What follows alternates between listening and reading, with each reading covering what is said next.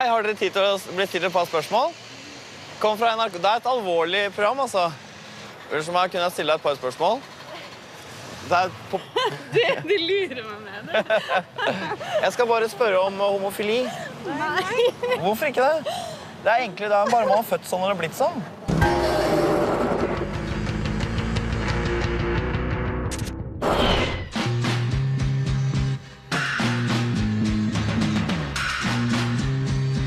Homofili er noe medfødt. Homofile fortjener den samme anerkjennelsen. Hvis vi går 100 år tilbake, så har man rett og slett ikke begrepet homofil i det hele tatt. We've seen enough. Du har stor munn. Ja. Mye tenner. Ja. Altså, jeg er veldig lite kjekk ut, da. Godt å se deg. Hvor bra? Det er bra. Har ikke jeg mye? Jeg har sett mer, for å si det sånn. Boyfriend? Girlfriend. Have you got a girlfriend? Sa jeg bare rett ut at jeg er homofil, da. Kan du se at en kvinne er lesbisk? Det kan jeg se med en gang.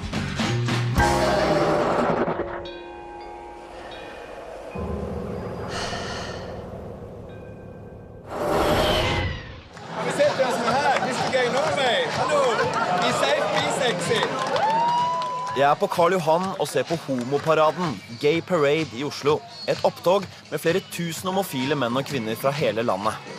På et sted som dette er det jo lett å se hvem som er homofile. Men sånn ellers, kan man egentlig se på folk om de er homo eller hetero?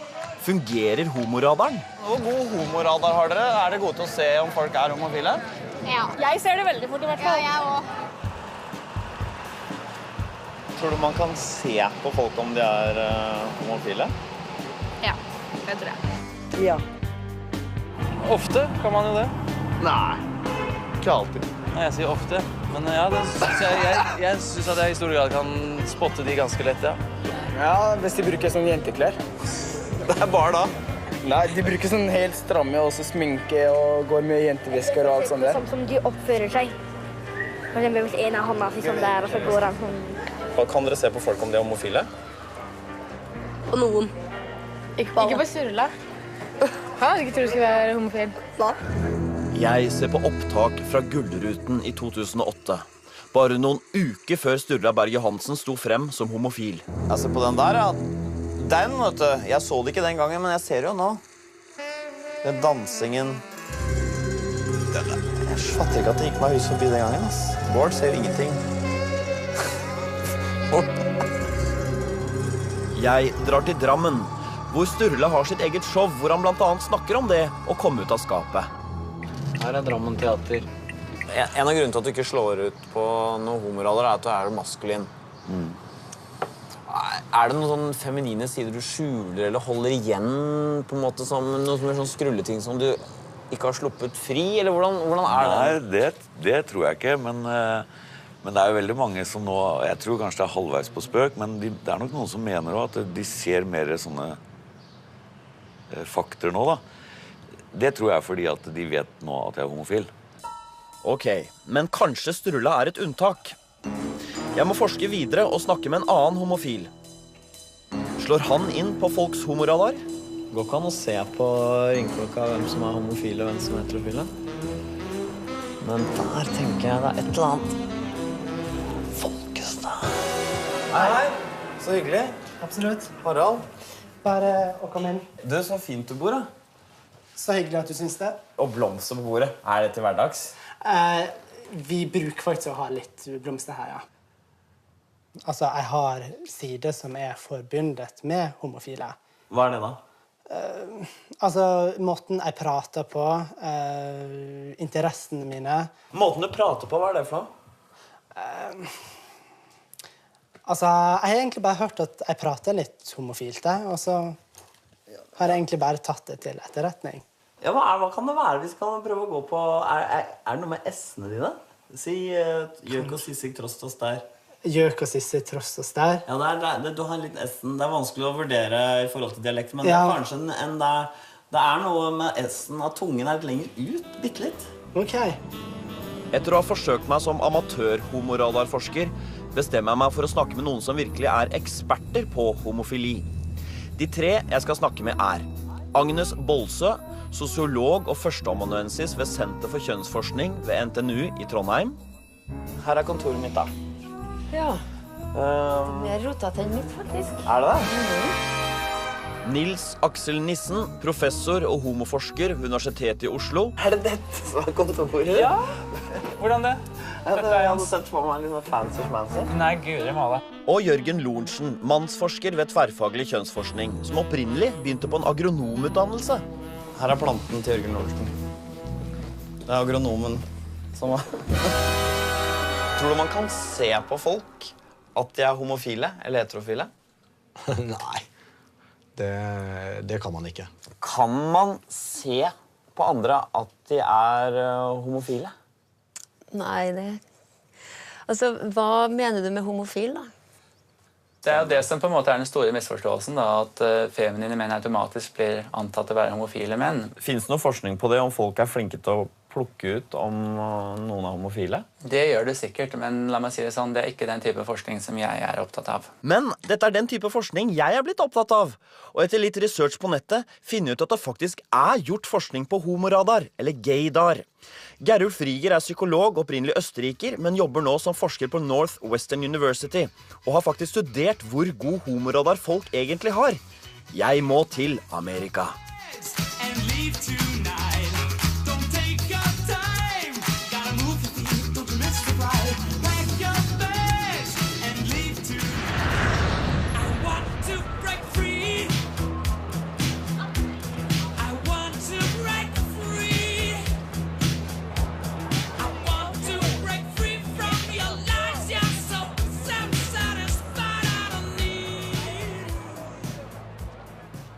Rieger holder egentlig til i Chicago, men for å spare NRK for penger har jeg fløyet han inn til New York. Okay. So this is your hotel room?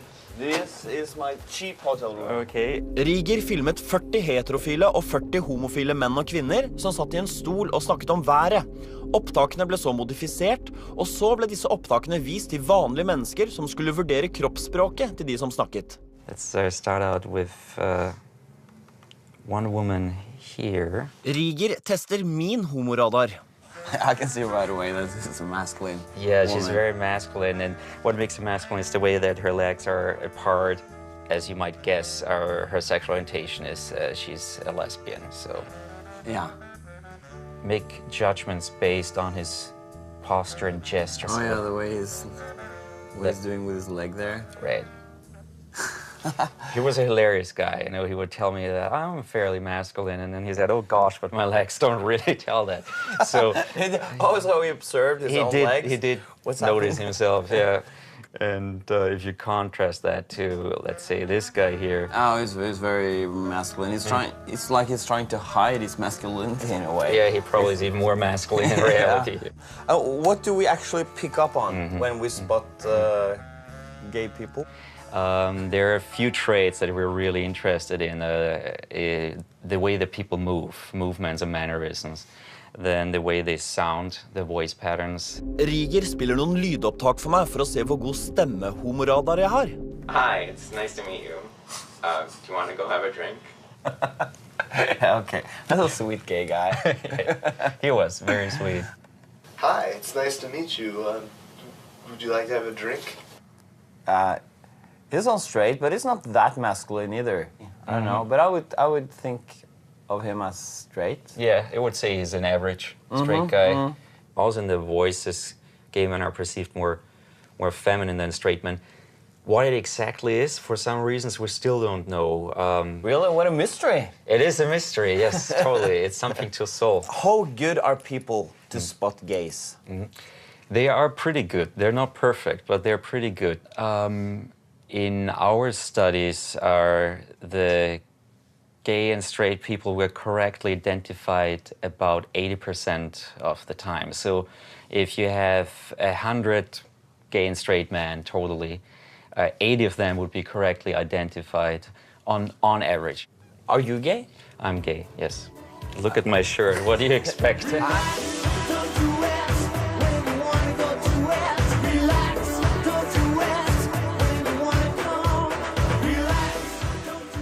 Så man kan til en viss grad se og høre om folk homofile eller heterofile. og de norske forskerne innrømmer at det kan være tilfelle. Altså, noen kan man se det på for de tilfredsstiller noen kulturelle forventninger om hvordan man skal opptre som for eksempel en homofil mann. Og noen spiller jo det helt ut. Hør! Jeg blir sliten for det aller minste. Men hvorfor spiller homofile menn ut denne femininiteten? Det går på det erotiske språket. Fordi på det symbolske, språklige planet så har vi ikke så veldig mye å hjelpe oss med når vi skal signalisere erotisk interesse. Så handler det om å signalisere overfor andre? Det kan fort være det, uten at vi vet det selv. Trenger ikke være bevisst det. Men ubevisst så vil man signalisere interesse for andre menn, og en måte å gjøre det på kan være å underspille maskuliniteten eller ta på seg noen tegn som gjør at man framstår som en annen mann og en tilgjengelig mann for andre menn. Så det blir galt å si at for eksempel homofile menn litt mer feminine? Ja, det blir veldig galt. He's wrong. I think that you act something out that you actually are. It's not that maybe you exaggerate a little bit, but it's actually something that you really are rather than that you suddenly have behaviors that don't really match with what you are. I mean, why would a gay man purposely trying to be feminine if that weren't something that he's interested in some ways, or that he just is? Rieger mener at homoradaren fanger opp noen dypere forskjeller mellom hetero og homofile. The studies that we're doing is not just spotting a gay, but it's about trying to understand what makes gay and straight people being different from each other. So it's the whole package that you need to be interested in. En større pakke. Kan det være sånn at homofile og heterofile forskjellige på andre ting enn selve seksualiteten? Jeg har jo lagt merke til at det flere mannlige homofile frisører, stylister og pursere for eksempel, men jeg har alltid tenkt at dette en fordomsfull stereotypi. Kan det være sånn at homofile og heterofile ikke bare liker å ligge med, men også jobbe med litt forskjellige ting?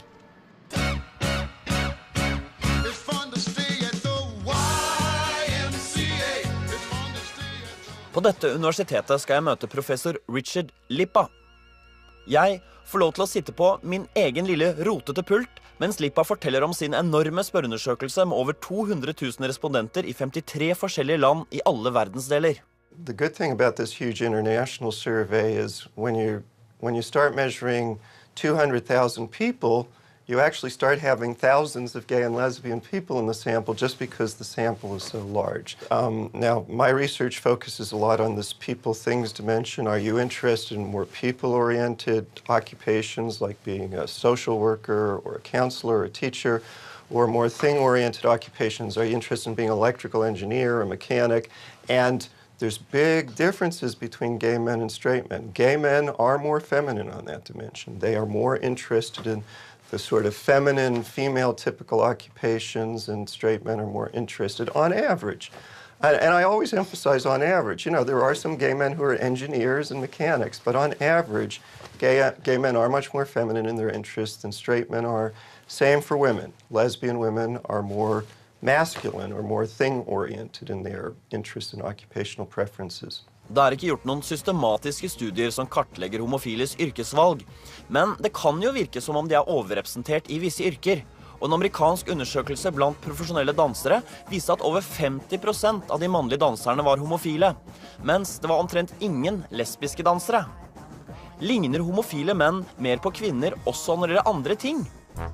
Jeg finner en engelsk undersøkelse som viser at homofile menn dårligere til å lese kart enn heterofile menn.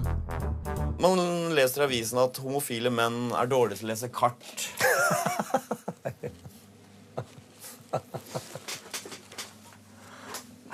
Ja, altså den type. Jeg får jo dette inn hele tida. Du lei av det, eller?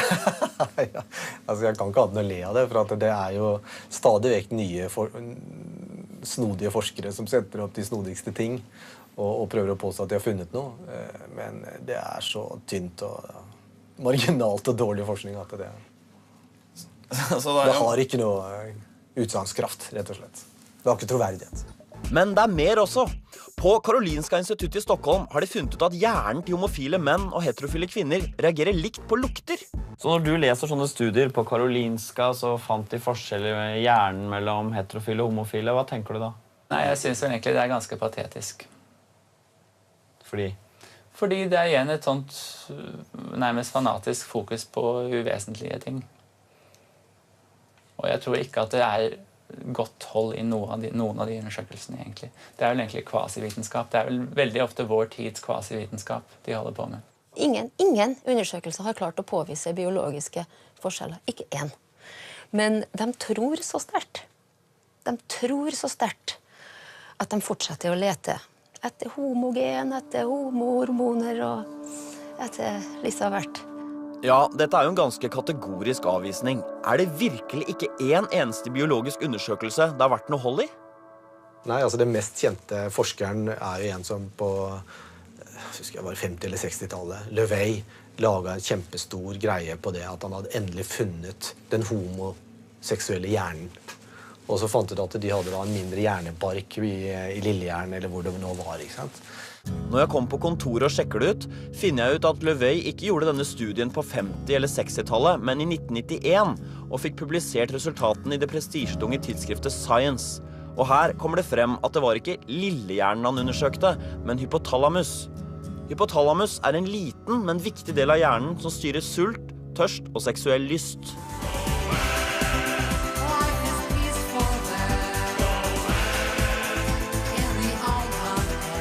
Jeg bestemmer meg for å oppsøke Simon Levey og drar til homsedistriktet i West Hollywood, hvor den nå pensjonerte nevrologen bor. Han bor her. 9003.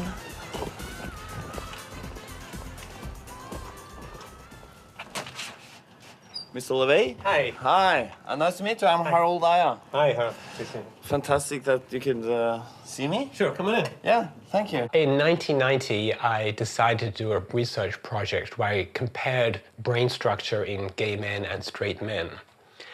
And this was based on an earlier study from UCLA.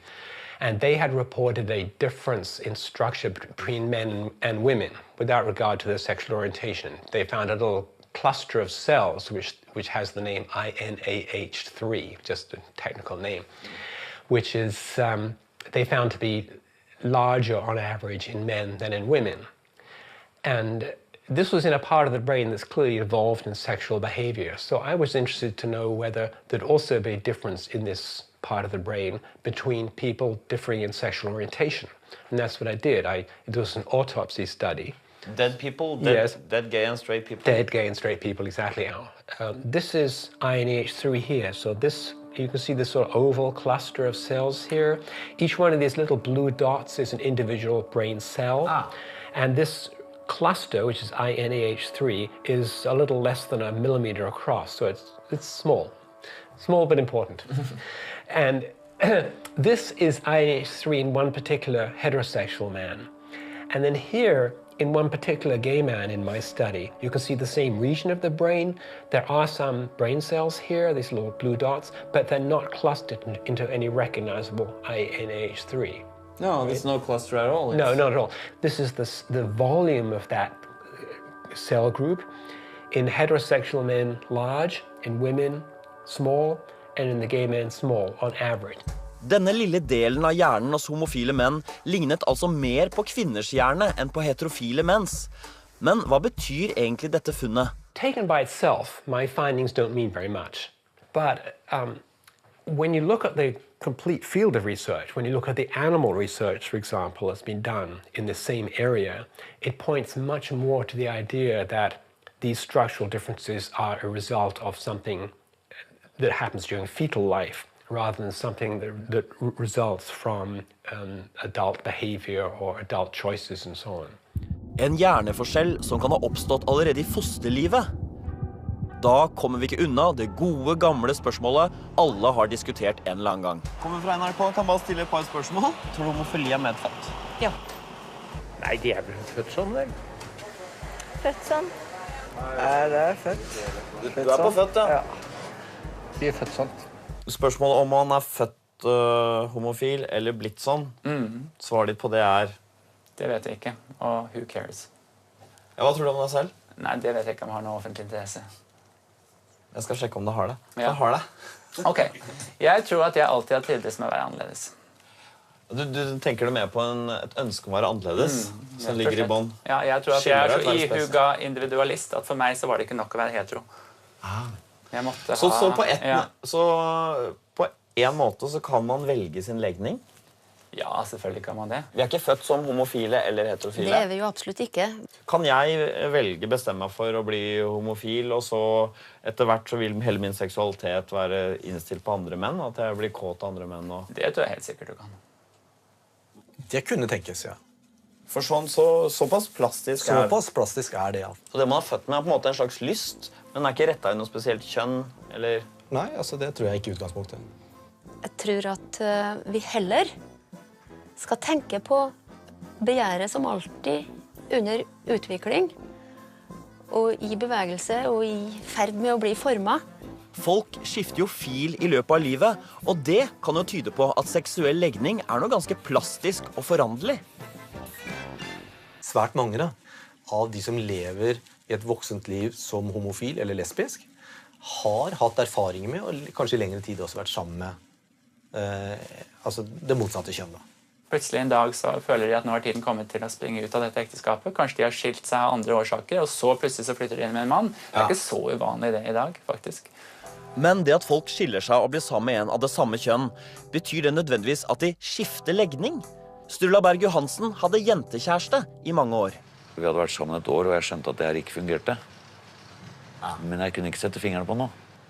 Og så kjente jeg at nå må jeg ta tak i dette spørsmålet. Så jeg holdt på i et års tid for å komme fram til erkjennelsen. Og så kom jeg fram til erkjennelsen, så måtte jeg komme fram til aksepte og akseptere at sånn det. Det ikke noe enten eller, det sånn. Du homofil. Fordi du tenker nå at egentlig i bånd så du homofil, men har blitt forvirret av... Forvirret bra sagt, av forventninger fra andre, og ikke minst mine egne. Men det skyldes jo fordi jeg blitt foret med hvordan ting skal være. Og så tror jeg det, og så blir jeg forvirret fordi jeg føler noe annet. Og så, men forvirret et veldig bra uttrykk, altså, fordi... Kan du få av meg, Sturla? Tusen takk. Kan du bruke? I akkurat denne sammenhengen, tenkte jeg på. Gjerne for dere også. Tusen takk. Hvis seksuell legning flytende, skulle man tro at andelen homofile varierer fra land til land og mellom kulturer. I Norge oppgir ca. 3% av mennene at de eksklusivt homofile, og under 1% at de bifile. Dersom de norske forskerne har rett, vil man finne land med langt flere homofile og bifile. Det mulig å oppdage et samfunn hvor alle ligger med hverandre i større grad på tvers av kjønns? Ja, det har jo vært mange stammesamfunn, og det har vært mye antropologisk forskning på det. Hvor de også har liksom moralsex som en del av manndomsritualet. Så dette varierer fra kultur til kultur? Hvor mange som det varierer veldig mye, rett og slett. Ja, hvor mye varierer egentlig seksuell legning? Stammen nissen snakker om Bedamini-stammen på Ny-Guinea, hvor smågutter har rituell oralsex med eldre gutter. Heldigvis har det allerede vært en nordmann der, så jeg slipper å dra dit selv. Arve Sørum i dag professor i antropologi ved Universitetet i Oslo. Nå skal jeg besøke Sørum, som i 1972 gjorde sitt første av i alt 4 besøk hos Bedamini-stammen, hvor han dro for å finne ut hva i all verden greia med den homosexen som de mennene praktiserer der. Smågutter må få sæd fra eldre gutter. Og det et ritual altså, som privat mellom 2 gutter. En som blitt kjønnsmoden, og en som ikke ennå. Fordi grunnen til at de unge guttene må få se, det at... Nei, grunnen til det at de har noen ideer om at kvinner, de har vekstpotensialet som gjør dem voksne i blodet sitt. Mens gutter, altså menn, de har vekstpotensialet i sæden. Og guttunger, før puberteten, har jo ikke det. Og det betyr at de må få tilført sæd. De må svelge det? De må svelge det. Hvor lenge holder dette på? Fra 10-årsalderen, kanskje. 11-årsalderen, og frem til de blir kjønnsmodne. Når de ferdige der, de ferdige med disse ritualene? De forandret? De blitt homofile? Nei, det de ikke blitt. De har eksakt samme legning som de eventuelt måtte ha hatt før. Så nei, de har ikke skiftet legning. prosentandelen homoer hetero, er den samme der som i vårt samfunn? Uten å ha noe helt eksakte tall på det, så er nok det omtrent den samme fordelingen som vi finner i vårt samfunn. Poenget er at vi kanskje ikke er så formbare likevel.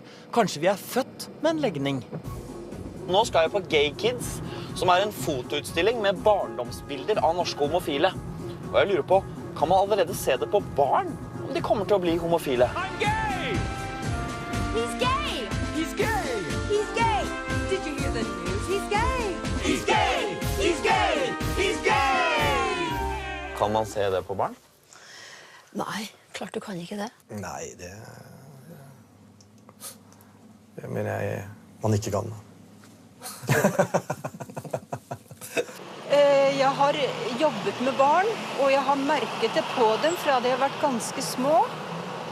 Og jeg kunne sagt at, oi, her har vi en som er homofil. Og der har du hatt rett? Ja. De andre guttene tøffa seg kanskje litt, mens det gjorde aldri jeg. Jeg var på en måte mer... Altså, jeg var sånn som gikk tur med eldre damer. Ja, det gjorde ikke jeg. Nei. Det falt meg liksom ikke inn. Har vi ikke velferdsstat som tar seg de gamle, tenkte jeg. Men så hyggelig gjorde du det, altså. Ja, men det var jo fordi jeg selv også syntes det var hyggelig. Jeg drar på kafé for å møte en av de første som stod frem som lesbiske i Norge. Hvordan husker hun sin barndom? Jeg var alltid veldig guttete som barn.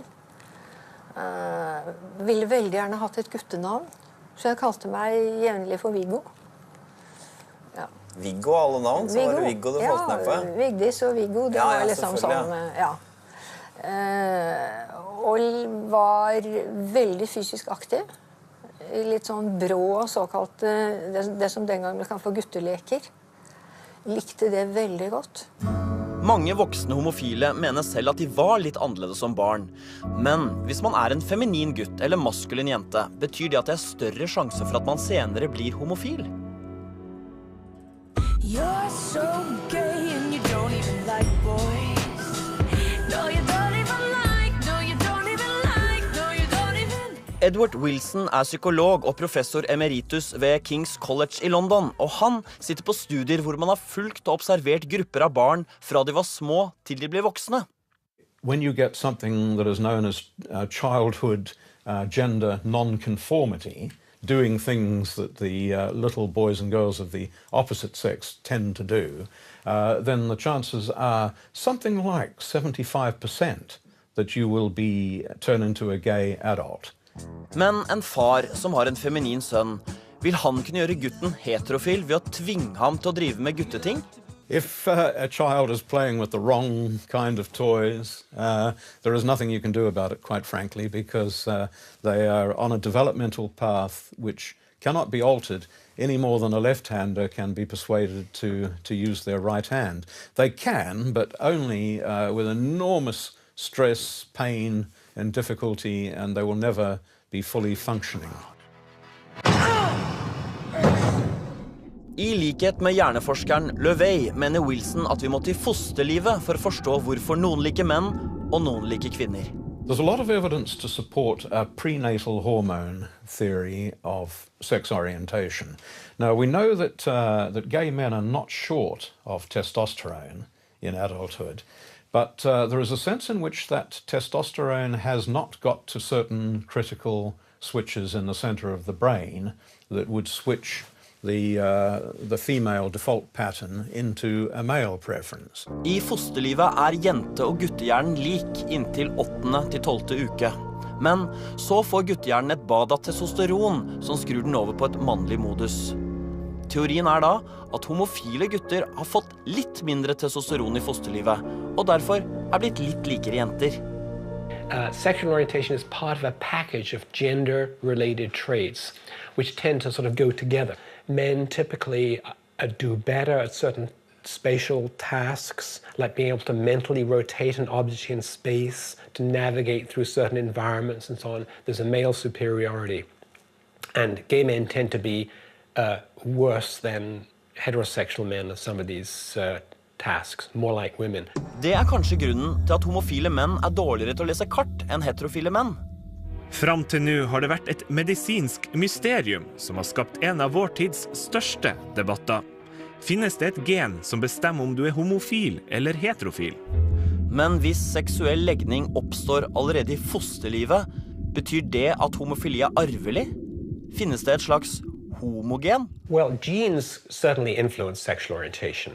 We know that from family studies and twin studies. Dere eneggede tvillinger, og begge homofile. Tror dere, blir man født sånn, eller blir man homofil? Altså, jeg overbevist om at man blir født sånn. Jeg kjenner jo flere som har enten fetter eller kusiner eller sånn. Jeg er overbevist om at det ligger i genene. Så det flere i familien dere som homofile? Ja, vi har jo en lesbisk søster også. If you're a man and you have a gay brother, that increases your own chances of being gay about 4 or 5-fold, from about 4% up to about 25%, something like that. If you have identical male twins, one is gay, there's about a 50% chance that the other twin will also be gay. 50% sjanse. Men eneggede tvillinger jo 100% genetisk like, så da kan ikke dette bare handle om gener. It's often thought that there might be a search for a single gay gene. I'm sure there is no such thing. There will be lots of genes involved. And we're left with looking at epigenetics, which is a new and burgeoning field, which looks at the way in which genes are switched on or off or in different directions in accordance with tiny chemical events very early in life, but which can have a major impact and can make you, say, left-handed or right-handed. As, again, identical twins, maybe one left-handed and one right-handed. In other respects, they are virtually identical, but that's a major difference between them. Nøyaktig hvordan og hvorfor disse genene slås av og på, det vet man fortsatt ikke. Og det ingen som sitter på det endelige svaret. Men mye forskning tyder på at det noe biologisk som bestemmer hvilket kjønn man blir tiltrukket av.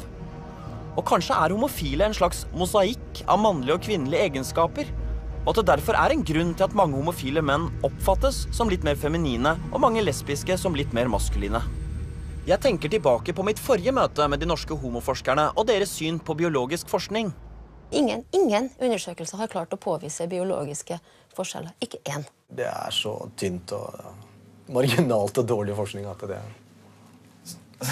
har ikke noe utsagnskraft, rett og slett. Men de tror så sterkt. Jeg inviterer først Agnes Bolse til mitt kontor for å få hennes vurdering av det jeg har funnet ut. Bolse mente, i motsetning til Wilson, at man ikke kan se på barn om de kommer til å bli homofile. Hva syns hun om denne forskningen? Jeg går ikke å ta det der alvorlig, gjør du vel? Ja.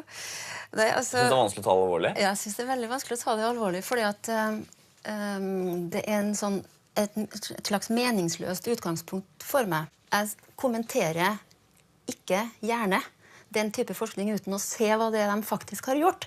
For det har jeg begynt med å more meg med i det siste. Men hvordan vet du? Å gå bak og se på undersøkelser deres, under hvilke forhold produserte han de her dataene, hvordan var observasjonene gjort, hva utvalget hans, hvilke analysebegrep bruker han i sin analyse av det her materialet. Og da, det man finner da, det hva vi kaller visvas, på godt norsk. Dessverre. Hvilken forskning baserer du da på når du sier at man ikke kan se på barn at de kommer til å bli homofile eller heterofile? Ja, altså, jeg var jo et barn selv en gang. Ja, på deg selv? Det ingen som sa noe om at jeg skulle bli homo.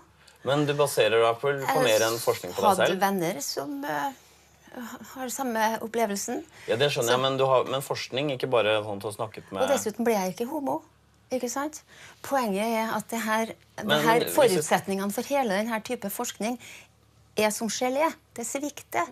Det en hel bølge med forskning som på alle mulige vis prøver å finne, spotte, nagle den som skal bli homofil. Ja, men jeg skjønner ikke hvorfor det så farlig. Altså, både Vigdis og han Folkestad sa at de følte seg litt annerledes for barn. Ja. Gjør det nå, prøv å finne ut om det et mønster der? Det jo sannsynligvis et mønster, og hva så, vil jeg si? Du tror det et mønster, altså? Det jo mulig det. Men spørsmålet jo hvor interessant det? Jeg synes det interessant. Og hva Nei, det ikke interessant, fordi at... Jeg synes det var litt interessant, fordi det kanskje sier et eller annet om at homofile en slags mosaikk av mannlig... Har du en maskulin jobb? Nei, ikke typisk. Men du homo? Nei. Nei, ok. Men dette var jo et mønster bare. Ja, ikke sant? Men synes du ikke det noe interessant å vite at homofile menn mindre interessert i å jobbe med sånn ingeniør-tingaktige ting enn... Nei, altså, jeg klarer ikke å se det spennende i den forskningen her. Og man må jo igjen, som jeg sa i stad, vi må få se spørreskjemaet hans. Jeg blir litt usikker på om Bolsø synes denne forskningen dårlig, uinteressant, eller om hun egentlig synes den moralsk forkastelig. Men hva da med Lorentzen? Jeg viser ham Løvey fortelle om studier som tyder på at homofile menn ligner på kvinner når det gjelder romfølelse og evne til å lese kart. Hvordan tror han disse evneforskjellene kan ha oppstått hvis de ikke medfødt? Det kan hende at det kan være altså når en gutt eller en mann tar et valg om å leve homoseksuelt, ikke sant? Og komme fram, og kommer ut av skapet, som vi sier, ikke sant? Som homoseksuell så kan det hende at han ønsker å markere en avstand til en maskulinitet han ikke trives med. Hvordan vet du at ikke det noen sånne medfødte forskjeller hos homofile, at de har litt mer sånn feminine orientering i forhold til... Nok en gang, fordi det ikke bevist. Altså, det rett og slett ingenting. Så du har ikke noe mer vitenskapelig belegg for å si at det ikke homofile menn mer feminine enn de har for å si at det Nei, jeg har egentlig ikke noe belegg for å si det ene eller det andre. Det har jeg ikke. Men det ikke interessant. Det ikke interessant heller. Jo, det som interessant, det hvordan vi som et samfunn forholder oss til homoseksualitet. Det også interessant. Det det viktigste. Så toleransen for homoseksualitet det viktigste, synes jeg, å studere. For det sier noe om nivå på demokrati i et samfunn. Og nivå på toleranse hos enkeltmennesket. Ikke sant? Nemlig det å akseptere forskjellighet. Jeg jo helt enig i at det viktigste at vi respekterer homofile. Men jeg forstår ikke hvorfor det noen motsetning mellom toleranse på den ene siden og biologisk forskning på den andre. Den skepsisen som de norske homoforskerne har mot biologi, på meg virker den både uvitenskapelig og basert på en misforståelse om at biologisk forskning stigmatiserer homofile. I'm a gay man, I'm a happy gay man, and have done this kind of research, and so have quite a few other gay people. So I think the basic motivation of this kind of research is to try and understand the basis of human nature and human diversity. And I think the biology has a lot to do with that. Diskusjonen om homoseksualitet helt fram i Verdt å vite i radions P2 i morgen klokka 12:30 og 22:30. Mandag i neste veke spør Harald Eia om valg kan knyttes til kjønn, kultur eller genetisk utgangspunkt. Nå går det mot Kveldsnytt.